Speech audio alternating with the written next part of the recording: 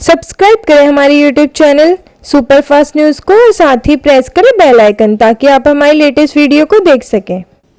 लेकिन समय से किए गए प्रयासों का परिणाम है और इसके लिए पूरा देश प्रधानमंत्री मोदी जी का आभारी है कि उन्होंने समय पर जो कदम उठाए उसका परिणाम है कि इस महामारी को अब तक हम लोग रोकने में काफी हद तक सफल हैं। लेकिन अभी हम जिस स्टेज पर हैं, इस स्टेज को अगर यहीं पर हम लोग रोकने में सफल हो जाएंगे तो दुनिया के अंदर ये अपने आप में एक मानक बनेगा।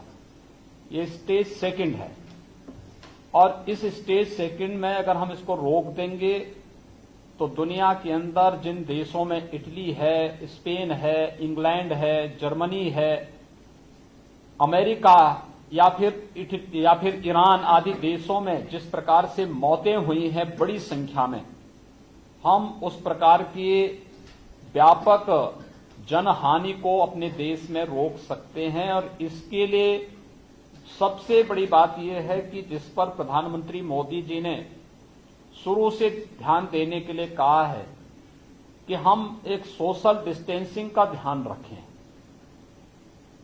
आपस में बैठ करके सामूहिक रूप से कोई कार्यक्रम कहीं पर न करें, क्योंकि एक संक्रामक बीमारी है, एक दूसरे के साथ फैलती है और इस संक्रामक बीमारी का उपचार ही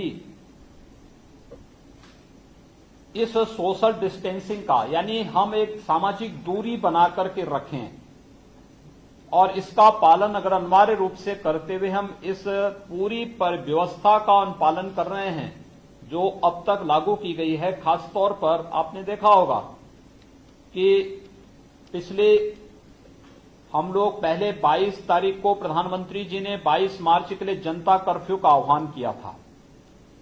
प्रदेश के अंदर कुछ जिलों में केसेस जब हम लोगों ने देखे तो उत्तर प्रदेश के अंदर पहले चरण में 3 दिन के लिए हम लोगों ने 16 जनपदों में लॉकडाउन की कार्रवाई की। फिर हम लोगों को लगा कि इसको बढ़ाने की आवश्यकता है तो फिर अगले दिन हम लोगों ने इसको भी बढ़ाने का कार्य किया और 25 मार्च से पूरे देश के अंदर लॉकडाउन चल रहा है। लॉकडाउन का आज 12वां दिन है। तो स्वाभाविक रूप से इस दौरान लोगों को थोड़ी बहुत समस्या तो जरूर आई है, लेकिन ये तात्कालिक है। एक लंबे समय के लिए, उत्तम स्वास्थ्य के लिए और सुरक्षित भविष्य के लिए हमें तात्कालिक समस्या को सहने के लिए और उसके अनुरूप अपनी दिनचर्या को बनाने के लिए तैयार होना ही होगा। और इस देश से जहां भी जिन भी राज्यों ने इसका अनुपालन किया है वहां पर उसके बहुत अच्छे परिणाम आए हैं। मैं सभी धर्मगुरुओं के सामने 2 बातें रखना चाहूंगा कि पहले लॉकडाउन की कार्रवाई 21 दिनों तक पूरे देश के अंदर लॉकडाउन होना है। इस लॉकडाउन का अनुपालन करने की दृष्टि से सबसे पहली बात यह थी कि हमारे पर्व, त्योहार और अन्य आयोजन, धार्मिक आयोजन जो भी होते थे, इन सभी आयोजनों को तात्कालिक रूप से स्थगित कर दिया गया। और मैं सबसे पहले आभार व्यक्त करूंगा सभी धर्मगुरुओं का कि जिन्होंने प्रधानमंत्री जी के आह्वान पर सभी पर्व और त्योहारों को अपने से अलग कर दिया। नवरात्रि का पर्व अभी संपन्न हुआ है और सभी लोगों ने मंदिरों में भीड़ नहीं लगने दी। अभी रामनवमी का आयोजन संपन्न हुआ, लेकिन किसी भी मंदिर पे या किसी भी स्थान पर कोई जुलूस और कोई भी भीड़ नहीं खड़ी होने दी। ऐसे ही अन्य मत और मजहब के लोगों ने भी इसमें सहभागी बनकर के किसी भी आयोजन में भीड़ नहीं होने दी। और उसका परिणाम है कि हम इस महामारी को रोकने से, क्योंकि बीमारी चेहरा देख करके नहीं आती है, किसी का मत, मजहब या किसी का संप्रदाय देख करके नहीं आती है। बीमारी तो बीमारी है, जो उसके प्रति लापरवाह होगा स्वाभाविक रूप से बीमारी उसको अपनी चपेटे में लेगी। और उसका सावधानी का ध्यान रखने का परिणाम है कि अब तक दुनिया के अंदर भारत का जो परिणाम है सबसे अच्छा है कि भारत अब तक कंट्रोल करने में काफी हद तक इसे सफल रहा है। और आज आपने देखा होगा कि अब तो दुनिया की बड़ी बड़ी ताकतें जो अपने को कहती थी वे भी अब भारत से मदद ले रही हैं कि कैसे आप लोगों ने कोरोना को कंट्रोल किया है। तो स्वाभाविक रूप से एक बड़ी अच्छी सफलता आप सबके सहयोग से की जा रही है और इस पूरे मुहिम में एक बहुत बड़ा योगदान आपका हो सकता है, क्योंकि ये 21 दिनों की कार्रवाई की सफलता इस बात पर निर्भर करेगी कि आगामी कुछ दिनों के लिए भी हम लोगों को सोशल डिस्टेंसिंग को पालन करने के लिए कैसे हम इसको फेज वाइज इसको आगे बढ़ा सकें। और इस दृष्टि से मैं चाहूंगा कि सभी लोग उसमें सहभागी बने। 21 दिन के इस लॉकडाउन की कार्रवाई के दौरान स्वाभाविक रूप से समाज के एक बड़े तबके को कुछ परेशानी तात्कालिक रूप से उठानी पड़ी है।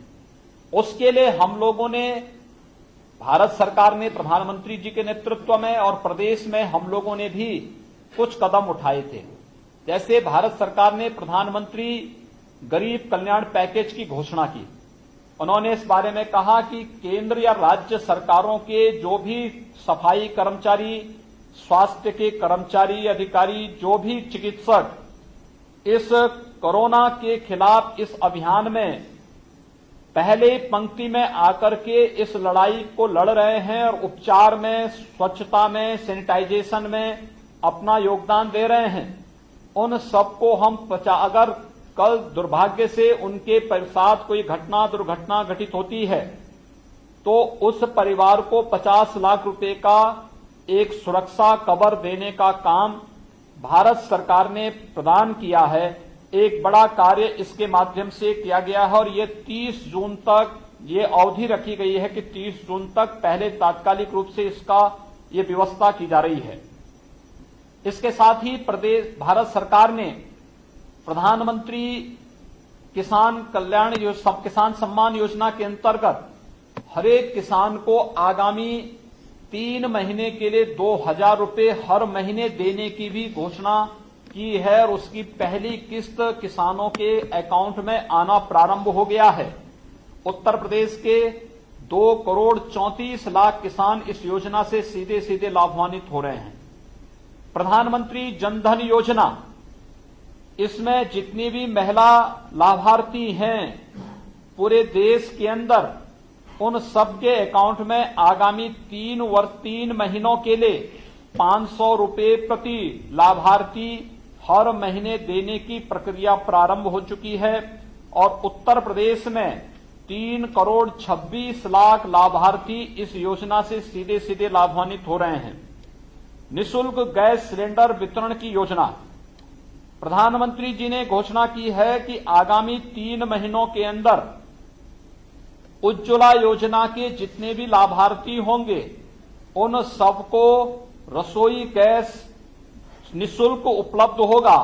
उत्तर प्रदेश में यह संख्या 1 करोड़ 48 लाख है। इन लोगों को हर महीने निःशुल्क रसोई गैस के सिलेंडर हर महीने 3 महीनों तक प्राप्त होते रहेंगे। इसके साथ ही संगठित क्षेत्र में कम मजदूरी पाने वाले वर्कर्स को, इससे जुड़े हुए जितने भी मजदूर, जितने भी कम वर्कर हैं जो काम करते हैं संगठित क्षेत्रों में, 100 से कम वर्कर्स वाले व्यावसायिक प्रतिष्ठानों की जो कुल संख्या है उसमें उनके पीएफ अकाउंट में जो धनराशि जानी है वह भारत सरकार इस दौरान देगी। इसी प्रकार से वरिष्ठ नागरिक, दिव्यांग और निराश्रित महिलाओं के पेंशन की राशि में भी भारत सरकार ने इस दौरान अतिरिक्त राशि भेजने की कार्रवाई की है।